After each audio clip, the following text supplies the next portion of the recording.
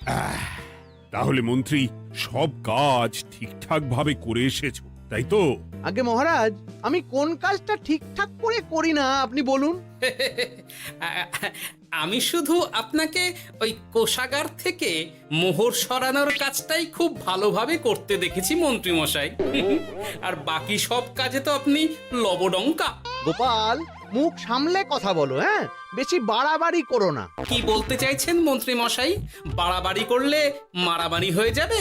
আচ্ছা, হয়েছে হয়েছে, অনেক হয়েছে, সকলে এইবারে থামো। ঝগড়াঝাটি বন্ধ হোক, এমনিতেই খুব গরম। বলছি কি, যা গরম পড়েছে এইখানে তো থাকাটাই দায় হয়ে যাচ্ছে। উফ, আর যে পেরে উঠছি না। মনে হয় আপাতত এখান থেকে কদিনের জন্যে। মহারাজ, বাইরে রাজ্যের প্রজারা জড়ো হয়েছে, সকলে মিলে বিক্ষোভ করছে। একবার একবার শিগগির আসুন মহারাজ, নইলে সাংঘাতিক কিছু একটা ঘটে যাবে। কি হলো? আবারও কোনো সমস্যা হলো নাকি?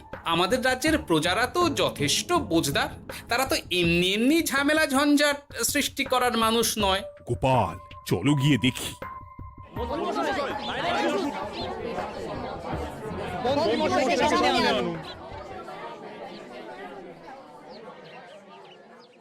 কি ব্যাপার, তোমাদের কি সমস্যা হয়েছে? এইভাবে বিক্ষোভ করছো কেন? মহারাজ, মন্ত্রী মশাইকে সামনে আনুন, তারপর বলছি কি হয়েছে না হয়েছে। সেরেছে। আরে, আমাকে ডাকছে কেন? আচ্ছা, বলছি তোমরা একটু শান্ত হও। আমি বুঝতে পারছি তোমরা কিছু একটা কারণে খুবই অসন্তুষ্ট হয়েছো, তাই সেই জন্য বলছি আগে শান্ত হও, তারপর বলো মন্ত্রী মশাইকে কেন খুঁজছো, উনি কি করেছেন? গোপাল দাদা, তুমি তো জানোই রাজ্যে যা গরম পড়েছে, তার জন্য খাল বিল পুকুর নদী নালা একেবারে শুকিয়ে গেছে, চারিদিকে জলের হাহাকার। হ্যাঁ হ্যাঁ, সে তো জানি। গত সপ্তাহে এই সমস্যার কথা জানিয়ে মহারাজকে অনুরোধ করে গিয়েছিলাম যে রাজ্যের বাঁধটা যাতে খুলে দেওয়া হয়। কেন? আমি তো তোমাদের কথা রেখেছি। আমি তো দুদিন আগেই মন্ত্রীকে পর্যাপ্ত পরিমাণে মোহর দিয়ে বাঁধ খোলার কাজে পাঠিয়েছিলাম। কেন, উনি কি বাঁধ খোলেননি? সেইটা ওনাকেই জিজ্ঞাসা করুন। গত দুদিনে উনি তো বাঁধ খুলতে আসেনি, উপরন্তু আমরা ওনাকে ডাকতে গেলে উনি আমাদেরকে তাড়িয়ে দিয়েছেন। সে কি, এ তো ভারী অন্যায়। দুদিন ধরে অপেক্ষা করে আর না থাকতে পেরে আজকে আমরা এখানে এসেছি। এই অবস্থা আমরা কি করব? যদি আমাদেরকে আমাদের রাজ্য সাহায্য না করে তাহলে কোথায় যাব আমরা? ছি ছি ছি, আমি তো ভাবতেই পারছি না। মন্ত্রী, এই মন্ত্রী! মহারাজ, মন্ত্রী মশাইয়ের ব্যাপারটা পরে দেখে নিচ্ছি, আগে এদেরকে শান্ত করেই চলুন। মনে রাখবেন, প্রজারা একবার বিপক্ষে চলে গেলে কিন্তু খুব মুশকিল হয়ে যাবে। শোনো সকলে, তোমরা আজকের দিনটা একটু কষ্ট করো। আমি কথা দিচ্ছি, কাল সকাল হলেই বাঁধ খোলার ব্যবস্থা করব, ঠিক আছে? ঠিক কথা বলেছো তো গোপাল দাদা। দাদা বলে যখন ডাকো, তখন দেখো এই দাদা তার ভাইদের কিছুতেই নিরাশ করবে না। শুধু আজকের দিনটা একটু চেয়ে নিচ্ছি, ব্যাস। ঠিক আছে, আজকে আমরা চলে যাচ্ছি, কিন্তু কালকে কিছু না হলেই। কোনো কিন্তুরই জায়গায় নেই পুঁটির বাবা। আর তোমরা আর রাগ করো না। চিন্তা করো না, সকাল হলেই সাঙ্গ পাঙ্গ নিয়ে আমি বাঁধ খোলার কাজে নেমে যাব।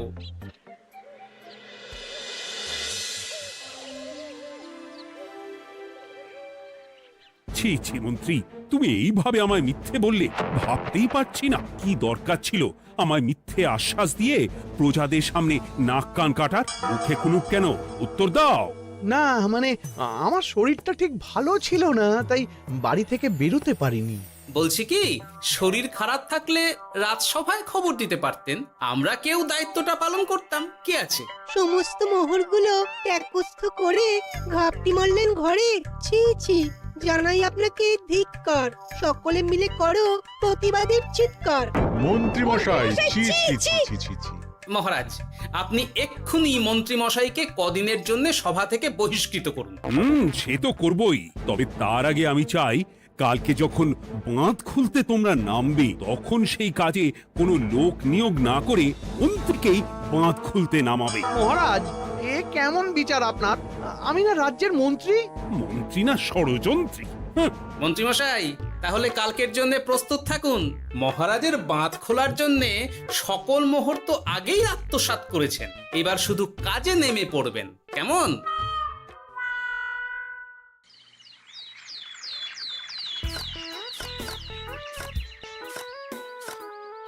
ওহ গোপাল, এইবারে ছেড়ে দাও, আর পাচ্ছি না।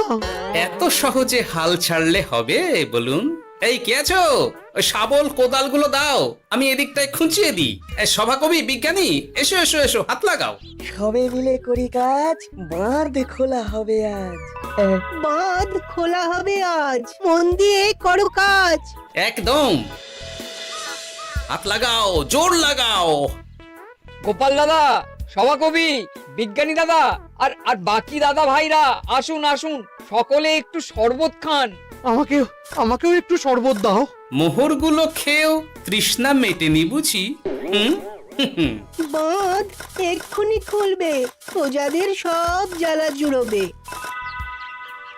বাঁধ খুলে গেছে। আমাকে বাঁচাও, আমাকে বাঁচাও। কোনো সময় ভুল করলে নিজেই সেই ভুল শুধরে আবার ফিরতে হয়। আপনিও তাই করুন মন্ত্রী মশাই, নিজে নিজেই উঠে আসুন।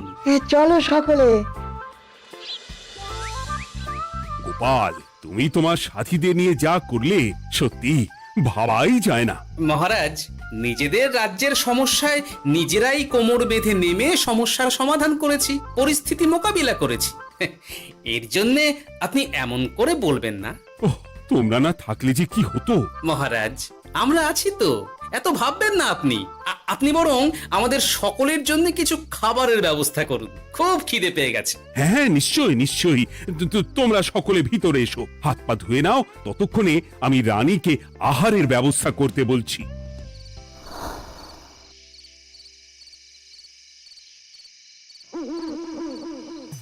ওমা গো, ওমা বাঁচাও, কি শরীর খারাপ, তাই না লাগছে গো। একে গিন্নি, বাবারে, কি হয়েছেটা কি? ও, তুমি এইভাবে এখানে শুয়ে কাতরাচ্ছ কেন? বলি তুমি এসেছো? হ্যাঁ, এই তো আমি চলে এসেছি। কি হয়েছে গিন্নি? তোমার কোথায় কষ্ট হচ্ছে? গরমে হাঁসফাঁস করছি গো, পারছি না। রান্না করতে গিয়ে খুব বাজে অবস্থা হয়ে গেছে গো, এই থেকে এইখানে পড়ে পড়ে গড়াচ্ছি। ওহ, ঠিক আছে, আজ আর রান্না করতে হবে না গিন্নি, আমি রাজবাড়ি থেকে খেয়ে এসেছি। বাহ, নিজে খেয়ে এসেছো বলে আর রান্না করতে হবে না বলে দিলে? এদিকে রাত্রে আমি খাবো কি, সে খেয়াল আছে? হ্যাঁ হ্যাঁ, খেয়াল আছে, খেয়াল আছে। যাও, আমার জন্য রান্না চাপাও আর একটু জল দাও। দেখো, এত গরম পড়ে কৃষ্ণনগরের অবস্থা শোচনীয় হয়ে গেছে। বয়স্ক লোকেরা কোনো কাজই করতে পারছে না। সত্যি তো, এই গরমে রান্না করাটা খুবই কঠিন গিন্নি। কি বললে? আমি বয়স্ক লোক? আমার বয়স হয়ে গেছে, তাহলে নিজে কি? এই না না গিন্নি, আমি তোমায় কিছু বলিনি। আমি গোটা কৃষ্ণনগরের সাধারণ বয়স্কাদের উদ্দেশ্যেই কথাটা বললাম। তোমার তো বয়স হয়েছে বলে মনেই হয় না গিন্নি। ও তাই বলো?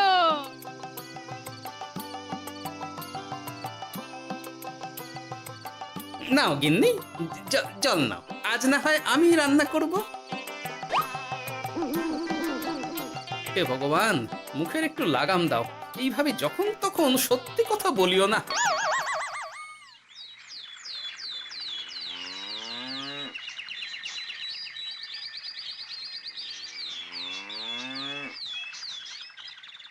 গোপাল দাদা, ও গোপাল দাদা, একবারটি বাইরে এসো। মহারাজ জরুরি তলব করেছেন। আবার কি হলো? গোপাল দাদা, গিন্নি, একবার ও বাইরে গোপাল গিয়ে দাদা। দেখে আসি, বুঝলে? পেয়াদা এসে অনেকক্ষণ থেকে ডাকছে।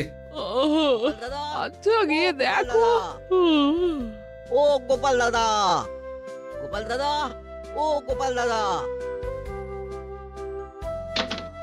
আরে তুমি এক্ষুনি একবার প্রাসাদে চলো, রানীমার খুব শরীর খারাপ করেছে। মহারাজ তোমাকে খবর দিতে বললেন। ঠিক আছে, তুমি যাও, আমি আসছি।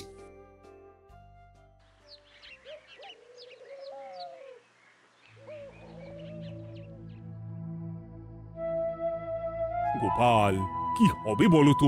রানী তো দুমদাম করে ব্যারামে পড়ে না। মহারাজ, ভয় পাবেন না, আমরা আছি তো। বৈদ্যকে পরীক্ষা করতে দিন, দেখি সে কি বলে।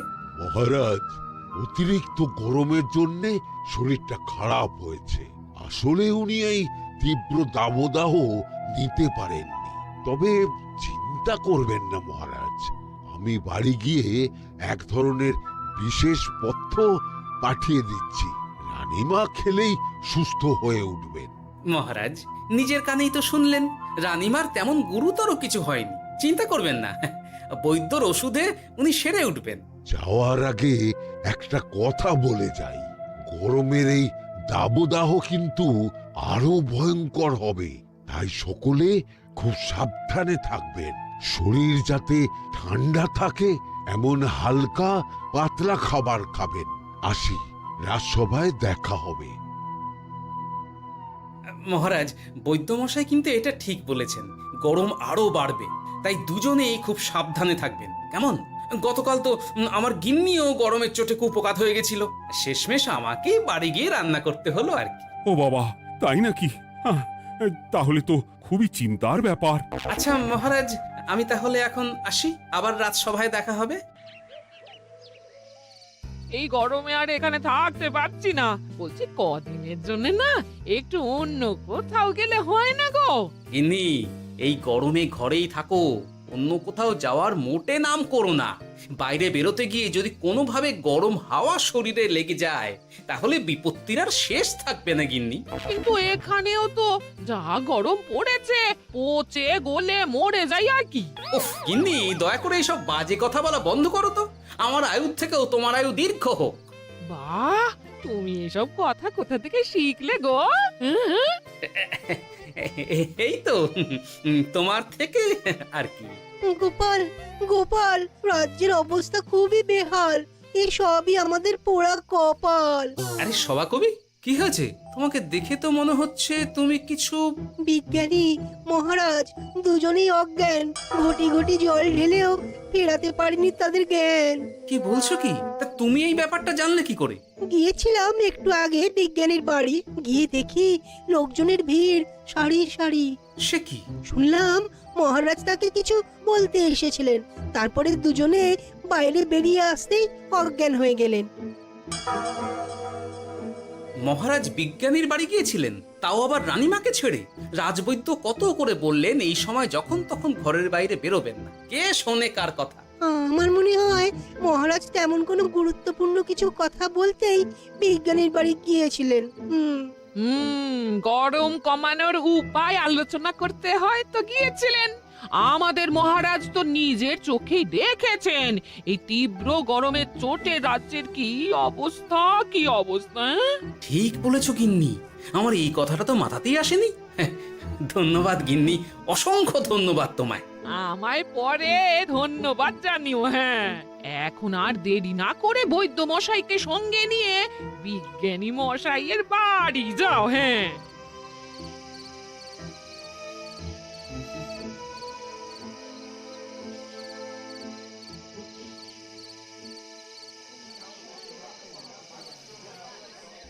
কি বুঝছেন বৈদ্যমশাই? খুব একটা ভালো কিছু বুঝছি না গোপাল। দেখো, সত্যি বলতে ওই কৃষ্ণনগরের অবস্থা খুবই বাজে, তাই এখানকার মানুষেরা একে একে অসুস্থ হয়ে পড়ছে। বাইরের অবস্থাটাও তো ভালো নয়, বুঝতেই পারছো। এখন সান্ধ্যকালীন হাওয়াতেও গরমের তাত রয়েছে। দেখুন, রাজ্যের যা অবস্থা তাতে যদি রাজ্যের মাথা থেকে সমস্ত প্রশাসনিক প্রধানরাই অসুস্থ হয়ে পড়েন তাহলে তো ভীষণ বিপদ। সে তো বটেই, এই জন্যেই আমি বলি কি, মহারাজ সহ সকল সভাসদেরা এই রাজ্য ছেড়ে কদিনের জন্য পাহাড়ি কোনো এক জায়গায় গিয়ে থাকুন, পরিবার নিয়েই যান। দেখুন, আগে নিজেরা বাঁচলে তবে তো রাজ্যবাসীকে ভালো রাখতে পারবেন, তাই না? কথাটা কিন্তু মন্দ বলেনি বৈদ্য। গোপাল, এই গোপাল, তুমি পাহাড়ে যাওয়ার ব্যবস্থা করো। এইখানে আর কিছুদিন থাকলে মরেই যাব।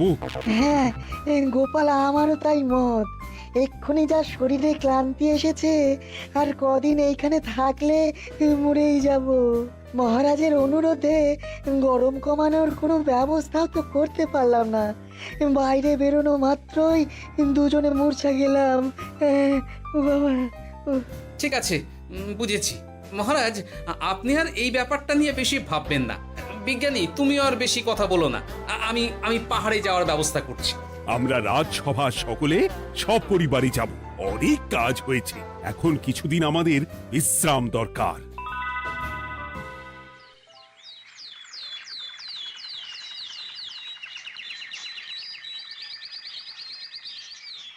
এ কি গোপাল, মন্ত্রীকেও তুমি আমাদের সঙ্গে নিয়ে যাচ্ছ? আহ, তুমি কি সব ভুলে গেছো? মহারাজ, আপনি খামোখা উত্তেজিত হবেন না। আপনার শরীরটা কিন্তু ভালো নেই। আর মহারাজ, আপনার রাজ্যে বাস করে আপনার থেকেই শিখেছি বিপদের দিনে পরম শত্রুকেও দূরে ঠেলতে নেই। গোপাল এটা ঠিক কথাই বলেছে। যতই হোক, উনি তো আমাদের মন্ত্রী, তাই এই বিপদের দিনে ওনাকে ফেলে যায় কি করে বলুন তো? সত্যি গোপাল, তোমার তুলনা নেই। ঠং, সবই নাম কেনার চেষ্টা। গোপাল, চলো এইবারে রওনা দিই। বলছি, খাবার দাবার আর জলের কলসিগুলো উঠেছ তো? হ্যাঁ, খাবারের পাত্রগুলো আপনার জিম্মায় থাকবে, আর জলের কলসিগুলো আমি সামলাবো।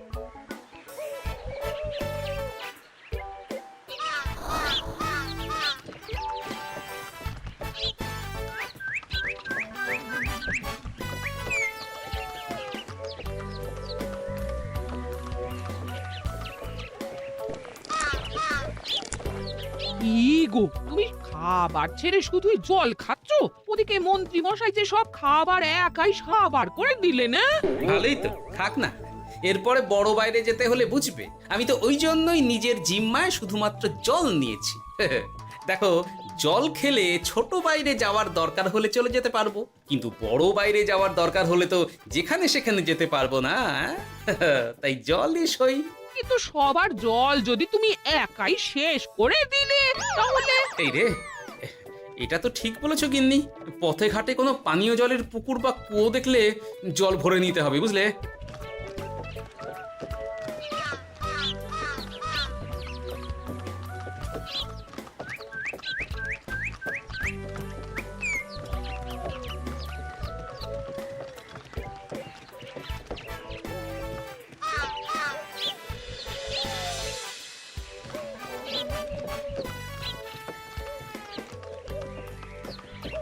সকলে আসুন, দেখুন দেখুন, মহারাজ আবার মূর্ছা গিয়েছেন। আসুন। সে কি, কৃষ্ণনগর পেরিয়ে এসেছি, এখন এই অচেনা অজানা জায়গায় এসে মূর্ছা গেলেন? গিনি, চলো তো শিগগির গিয়ে দেখি। কেউ ঘাবড়াবেন না, মহারাজের শরীরটা আসলে খুব দুর্বল ছিল তো, তাই মূর্ছা গিয়েছেন। তবে চিন্তার কিছু নেই, আমি এক ধরনের পথ্য দিচ্ছি, এটা খেলেই উনি আবার সুস্থ হয়ে যাবেন। ঠিক আছে বৈদ্য মশাই, আপনি তাহলে যত তাড়াতাড়ি সম্ভব পথ্যটা তৈরি করুন। হ্যাঁ, আমার এই পথ্যটা তৈরি করার জন্যে একটু জলের প্রয়োজন। একটু জলের ব্যবস্থা করুন তো। এ মা, বলি গাড়িতে যে এক ফোঁটাও জল নেই গো, কি হবে? এই গোপাল, তুমি একাই সব জল খেয়ে বসে আছো? হ্যাঁ গোপাল, এখন এসব বাদ দাও, চলো একটু জলের ব্যবস্থা করি। হ্যাঁ, খানাখন্দ, খাল, বিল, নদী, সমুদ্র, যেখান থেকে পারো জল নিয়ে এসো। জল ছাড়া এই পথ্য বানানো অসম্ভব। গোপাল, এ কি করা যায় বলো? দাঁড়াও, আমি একটু ছোট বাইরে থেকে ঘুরে আসছি। হ্যাঁ, খুব জোরে বেগ আসছে, ত্যাগ না করতে পারলে বুদ্ধি খুলবে না।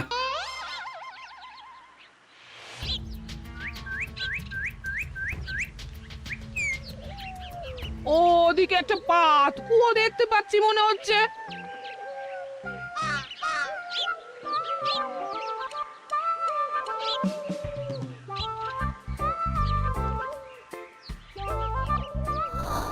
জল কোথা থেকে পাবো? তবে কি জলের অভাবে আজকে মহারাজ সুস্থ হতে পারবেন না? রানীমা, ব্যাকুল হবেন না, আমি আমি আছি তো। আমি থাকতে কিচ্ছু অঘটন ঘটবে না। সকলে শুনুন, বিশেষত মহিলাদের বলছি, আপনারা সকলে নিজেদের কাছে যত শাড়ি আছে সেই প্রত্যেকটা শাড়ি আমাকে দিন। আমি শাড়ি জুড়ে জুড়ে লম্বা রশ্মি বানাবো, তারপর সেই রশ্মিতে বালতি ঝুলিয়ে জল তুলব। দয়া করে কেউ দেরি করবেন না।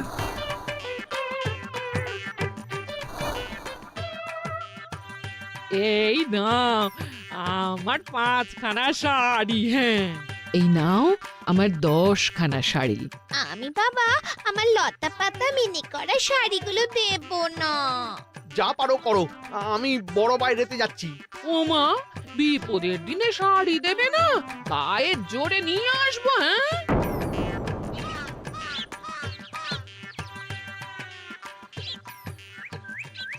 এ বাবা, এখনো কিছুটা কাপড় লাগবে তো। যা গভীর পাতকুয়া, সবার সব শাড়ি তো কাজে লাগিয়ে দিয়েছি, এখন কি হবে? আরে ওই তো কার একটা ঝোপের কাছে ধুতি পড়ে রয়েছে, যাই ওইটাই নিয়ে নি। এই গোপাল গোপাল, আরে করো কি ওটা তো আমার ধুতি। আরে আরে আমি এই ঝোপে বড় বাইরের জন্য এসেছি। আরে মন্ত্রী মশাই, বড় বাইরে করার সময় অযথা অন্যদিকে মন দেবেন না, তাহলে পেট সাফা হবে না।